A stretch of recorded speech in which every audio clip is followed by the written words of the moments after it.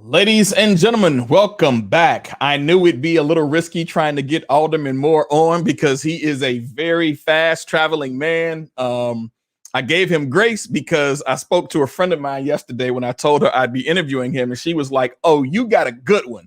Now, in case you all don't know what that means, rarely will you hear good and alderman in the same sentence in Chicago. But she was like, "You got a good one." So I'm going to bring in the alderman right now, Alderman Moore. How are you, sir? I'm doing great. How you doing? I'm doing great, man. Thanks for your team getting back to me. I appreciate it. I know your time is really short, but so just wanted to talk to you briefly. You are running for the Illinois Secretary of State. Absolutely, absolutely. So before we get into that, can you tell the people some things about you first? You've been in politics. I shouldn't say politics. You've been in community service for quite some long time. So again, when I called a good friend of mine who's in DC, she was like, "Oh, you landed a good one." So I'm going to call you a community servant. I'm not going to call you a politician. I know it has to do with it, but she spoke really highly of you, which is an honor. Talk to the people in Chicago about your work, your time in the community, your time in public service. Absolutely. Thank you so much. And that is a very fair question to ask, and that's what people should want to know. I tell everybody I'm humbly seeking everybody to earn everybody's support for the Secretary of State of Illinois. And what you have to, as people, especially me, as I try to earn this support, I tell people that's things that you should want to know. And that's why am I even in this race, first of all.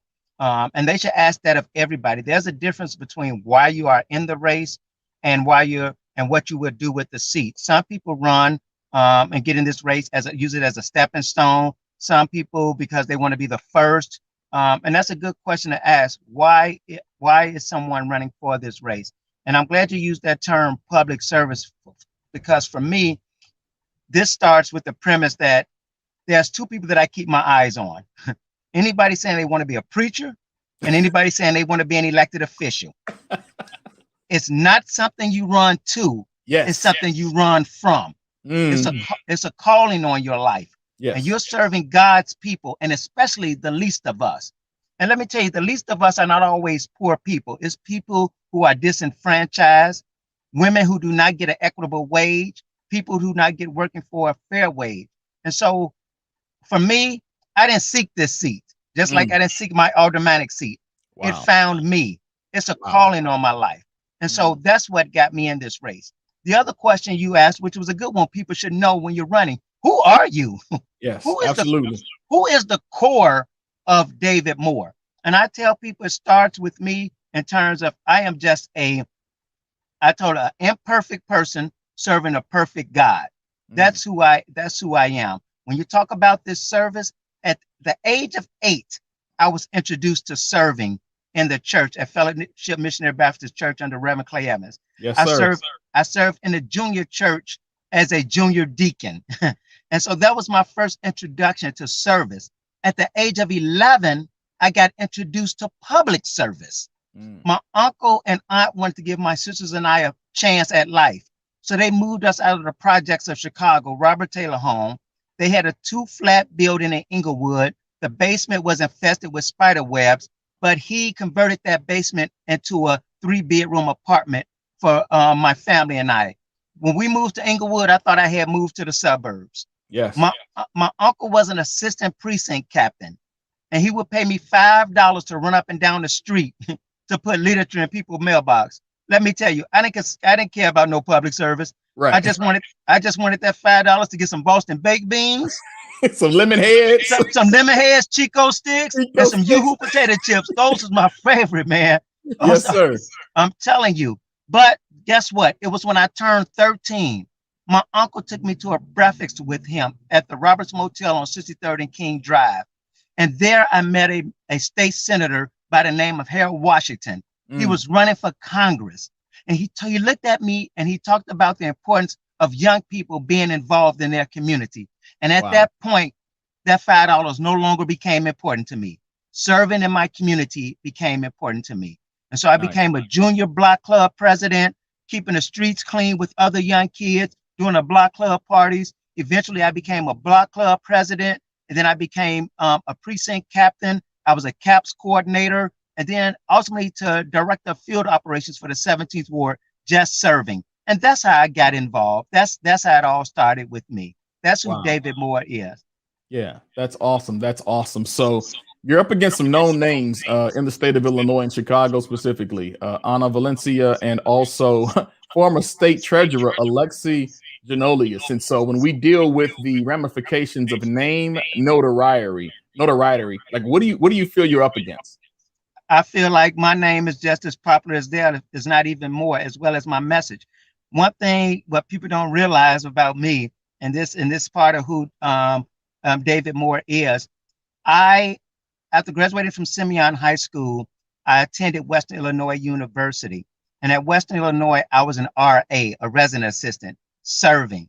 I was in student government, serving. I was a student leader, serving. And so I worked, and that's why I learned to love Illinois when I was in Macomb, because I got to work with many diverse people from different races, different ethnicities, different backgrounds throughout the entire state. And those relationships, believe it or not, from Peoria to Pontiac, from Danville to Decatur, all the way to East St. Louis and beyond in Springfield, I still have those relationships across this entire state. And so as I'm traveling there, this is a good story for you since you asked that question. Absolutely. I was just in Springfield, right, for the state fair. And so I'm connecting with people, talking to them. And that was this group of leaders from Galesburg. And I said, oh, Galesburg. When I was in Macomb, I used to go to this club there called Andrews to earn money for my college books and get in talent shows. She said, you are kidding me. She got so excited. She said, that was my dad's club. And she started, oh my God, man. She started reminiscing and talking. She said, you got my support. She said, I'm going to get you down to Galesburg. And it's just those relationships. Yeah. And so the name recognition, my name is just as strong as anyone else's in this race. Yeah, yeah. So you're not necessarily concerned about the fundraising and who's getting the most money. You're talking about connecting directly with the people who you've been serving for a very long time in Chicago and in broader in the state of Illinois. Absolutely. And let me tell you, I'm always an honest person. We live in a society of politics where money is important. But what I love about voters, they're smart. Yes. Money don't vote, people vote. And so you got to reach and touch the people, but you have to have funding to reach and touch the people. So you know what? I've seen this picture before. And that's why I say when this is a calling on your life, I got a file cabinet to go back to. They told me I would never be alderman. If you won't raise $200,000, if you don't have this person with you or that person with you, you won't be able to win. Guess what? I am alderman of the 17th Ward, and I didn't have all of those things. I'm telling you, what I start out telling you, two people I keep my eyes on. Anybody saying they want to be a preacher and anybody saying they want to be an elected official. When God calls you to do something, he'll make the provision. And that's what he's doing right now. Yes, he doesn't call the equipped, he equips the call. Those who he calls. Oh, don't mess with him. You don't know about that. You don't know about that. Hey, look, your fellow Ida B. Wells Stateway Gardens brother, when he got taken into foster care and moved to the south side of Chicago, in the South Shore area, like you, I thought I moved to Beverly. Right. Hey, so you know what I mean, right? You know I'm not playing, right? I understand. I know you're serious. So I saw something in one of your press releases. Talk to me about the digital license plate piece and how you think that'll help keep public safety better when we're talking on the expressways. And so I'm sure you've heard about the woman who was killed on the Dan Ryan a couple of weeks ago. Dear friend of mine's mom. I spoke to him this week. He is a broken man. Absolutely. How do you feel like these digital license plates will help aid state troopers, Chicago Police Department? How do you think it'll help aid in apprehending some of these criminals? Not only apprehending, but it's also a cost mechanism. One of my focus is a couple of things with that. What I like about that, people don't like their fees to be constantly raised on these stickers and everything. That's what you totally hear about across state, and I don't like it myself. And so it's not only a cost saving mechanism, but it's also a safety mechanism. Let's start with the cost savings. Right now, California, Arizona, and Michigan are 3 states that's using digital plates. It keeps people you able to register online and you instead of coming into the office, which keep long lines down. The other part is a cost savings over a 5-year period. It's a cost savings of $250. Now I'm gonna blow you out the water, because here's another one that I don't think they're using it for, but they probably are, but that I'm definitely going to use it for. From the revenue side, one of the greatest costs to us in the state of Illinois, and funding we're not getting in, is from uninsured motorists that are on the street. And you and I paying our insurance, then you got uninsured motorists on the street that's costing a lot of people money, as well as the state of Illinois, for us not getting that revenue in. When you have that digital license plate, instead of waiting till somebody get pulled over for a moving violation or until they get into a car accident, that digital license plate can say uninsured motorist. Now, it's not about getting people arrested. It's about getting people in compliance. And so when you get people in compliance, then we get that revenue coming in. The second part is, as we deal with these carjackings throughout the entire state of Illinois, not just Chicago, but throughout the entire state, when someone immediately steals your car, you don't have immediately, you make a call, you push a button, and it says stolen vehicle. And that the police can identify that, or other people can identify it without high-speed chases and everything else, to immediately get that car apprehended and returned to the owner. And so these digital license plates is more than just revenue, which that's important to people for us to keep that cost down, but it's also a safety mechanism for people to make sure that, and especially for people to make sure not only to get their car back and we can catch the criminals, but also as a deterrence. I'd rather for it not to even happen. And so if a person think if I steal this car with the digital plate, I'm more apt to get caught. They more or less not to do it. Yeah, that's good. That's good. That's good. Yeah, don't get me started on tickets. I got my first 6 miles over the limit ticket in the mail. I was screaming in my house like, but we're not here for that. The other piece I want to talk to you about is, I'm going to say the name. Okay. The Trump administration really polarized the power of Secretary of States when it came to voting. Right now, there are approximately 389 anti-voting or anti-Black voting laws that have circulated throughout this country. Yes. How does the Secretary of State of Illinois now use that, what's been polarized, as part of his role in having an understanding to ensure that voting is equitable, to trying and make voting an automatic registration, kind of like the Selective Service somewhat? Yes. Like, what's the role now of Secretary of State? Well, not the role now, the role that it's always been. What's the office's influence now in ensuring that there's voter equity throughout Illinois?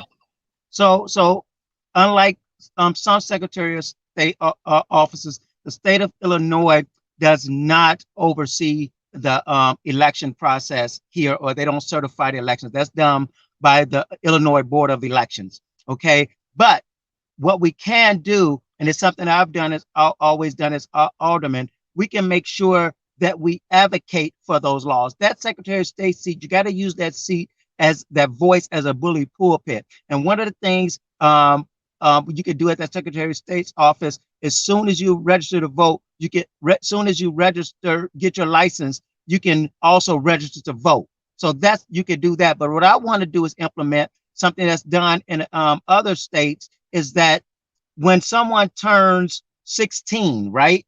When someone gets 16 and they get their license, right? But they're not eligible to vote, right? At 16, you're not eligible to vote, but you're eligible to get a driver's license. What I want to do is implement it where the moment they turn 18, they are automatically sent that voter registration email or a letter saying register right now. Because when they register, when they get that license plate, if they're waiting, they may not never come back to vote. Register. You understand what I'm saying? Yes, and sir. That's important to me. That's why I propose youth engagement. Our youth are so important to me. It's important that we give our youth a seat at the table and a voice. And one of the things, not only in honor of Jesse White, but because I care about youth, with 122 driving facilities throughout the state, I want to create 122 youth engagement offices throughout the state, using public and private partnership, mostly private money. And so when youth come in and get their driver's license, when are they most engaged? They are most engaged when they want that license. And then not only we're teaching them about driving safety and about voter education, but we're teaching them about community, civic service, and responsibilities where it gives youth a voice and a seat at the table. So that's what I'm even more excited about in getting this seat as well. Absolutely. You know, I've been working with a group of young people in Ghana, and after they complete what we consider high school, they have to go and work for the country, mandatory. Isn't that something? And I'm not saying doing that. This is the United States. We got like some freedom, but I'm just saying, like, once we acknowledge how others don't have freedom, right, it should help us be able to do more within our communities. And so talk to the people. Where are you traveling to? How can they support you? Where can they donate? Absolutely. Thank you so much. Right now, we're on our way to DuQuoin, Illinois, down there by Carbondale for the DuQuoin State Fair. The governor's down there, some other people, just going down there, connecting with some more. I'm sure I see some more friends because as I went to, not only did I go to my my college sweetheart, she lived in Belleville, so I stayed up and around the East St. Louis and the Metro East area. And all of that. So we're on our way down here in Southern Illinois, connecting with more people, and the people are getting on the More for Illinois campaign. And so go to www.more4illinois, MOORE for Illinois, and go to our website. Make any contribution that God puts on your heart or that you feel that you got from this message that we can carry to continue to push our message. And I tell people it's easy. If people want less, they can go with the rest. But if you want more, you got to support More for Illinois. I like that. I like that. I like that. Look, Alderman, I'm not going to hold you up. I appreciate your time. I appreciate the efforts. Tony Briscoe hopes to see you again in the very near future. I'll track you and find out when you're back in Chicago so I can just come hang around the campaign for a little bit, talk to some people, do some interviews and pieces like that. But I'm grateful for your time. I appreciate your team reaching back out to really have this discussion. And I will be sure to share this on every social media platform that I am on, especially with my people in Illinois and Chicago. Tony, before you get off, I just want to say thank you, not just for having me on, but for your voice. Unfortunately, like regular newscasts, people get the sound bites and things like that. Here, you ask real questions and you get for people to allow them to tell what they're doing so people can hear the full story and not the sound bites. And from there, that's what we have to do. That's why we have to keep using these platforms. So, and don't let people escape, not even me. Continue to ask the tough questions, because asking those tough questions pushes us to be honest and pushes us to be better and better for the residents of Illinois. You got it. Thank you so much, sir. I appreciate your time. Thank you to your team. All right. Bless you. Thank you so much. Ladies and gentlemen, you just heard from Alderman of the 17th Ward, David Moore, who is running for Illinois Secretary of State. Please follow his campaign along with the others. Whatever you do, however you vote, don't just vote by name recognition. Vote your interest and make an informed decision. This is your boy, Tony Briscoe, live on Facebook. Especially thankful to my host, Be in the Mix media team, for allowing me to broadcast and host on their station. I appreciate the CEO Horace and his team who works in the background to make sure we have equitable time on the air on Facebook Live through their Be in the Mix fan page. Please check them out. Follow us, pretty large group.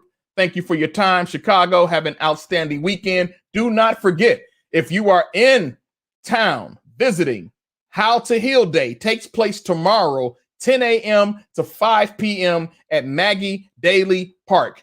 Our host will be Chicago's Miss Chicago. Her name is Monica Jones. Very fabulous, beautiful, young, talented sister. And I will be there performing either in spoken word or hip hop. Hey, I may do a little bit of both. You know how your boy get down. Other than that, thank you for tuning in to Tony Briscoe Live. Alderman Moore, thank you for getting back on with me. I appreciate you all. Chicago, have an amazing weekend. And all you do, be safe. Your boy is out of here. Peace.